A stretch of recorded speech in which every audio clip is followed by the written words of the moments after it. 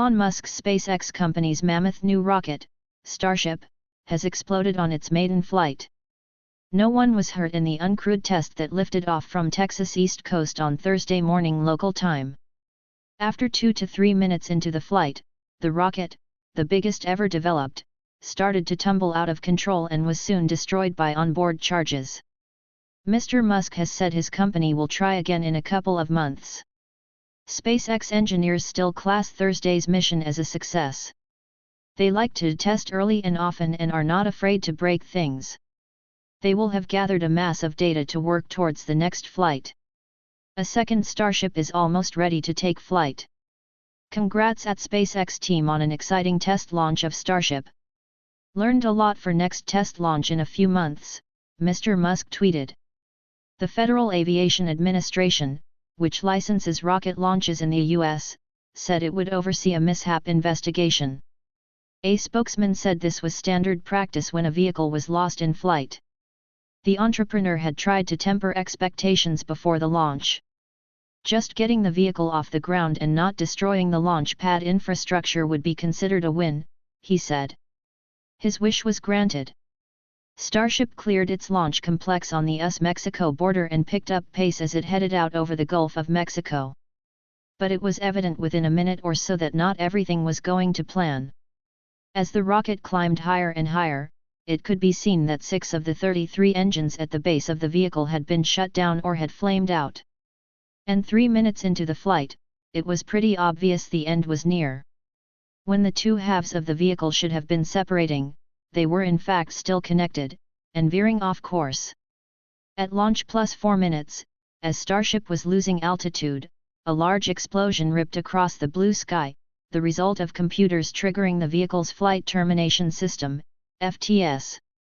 With a test like this, success comes from what we learn, and we learned a tremendous amount about the vehicle and ground systems today that will help us improve on future flights of Starship, SpaceX said in a statement. Starship. The top segment of Starship, also known as the ship, had taken flight previously on short hops, but this was the first time it had launched with its lower stage. This immense booster, called simply Super Heavy, was fired while clamped to its launch mount in February. However, its cluster of engines on that occasion were throttled back to half their capability. If, as promised, SpaceX went for 90% thrust on Thursday, the stage should have delivered something close to 70 meganewtons. That's double the thrust put out by the Saturn V rocket that famously sent men to the moon in the 1960s and 70s.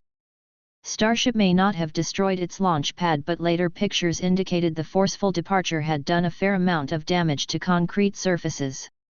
The plan for the mission had been to send the ship on one near-complete revolution of the Earth, ending with a splashdown in the Pacific, a couple of 100 km north of Hawaii. There was no expectation that the ship or Super Heavy would be recovered. However, long-term, this is the plan.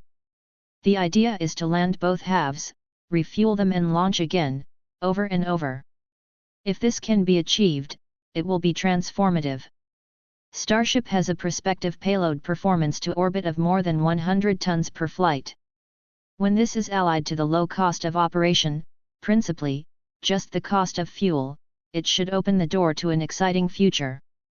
In the industry, there's certainly a very high expectation at the potential of this vehicle for disruption, said space consultant Carissa Bryce Christensen. Its massive capacity, from a commercial standpoint, could be significant. A very large vehicle that's human-rated could be important for the emergence of space tourism. The other element is the vehicle being inexpensive. So, you've got a vehicle with two transformational aspects, massive capacity and, potentially, at a very low price, she told BBC News. The entrepreneur will initially use Starship to launch thousands more satellites for his broadband internet constellation in the sky, Starlink. Only when engineers are confident in the vehicle's reliability will they permit people to fly on the rocket. The first mission has already been lined up. It will be commanded by billionaire U.S. businessman and fast jet pilot Jared Isaacman. He's already flown to space in a SpaceX Dragon capsule. The first flight around the moon will be conducted by Japanese retail fashion billionaire Yusaku Mizuwa. He will take 8 artists with him as part of his Dear Moon project. The U.S. space agency, NASA, wants to use a version of Starship to land its astronauts on the moon's surface.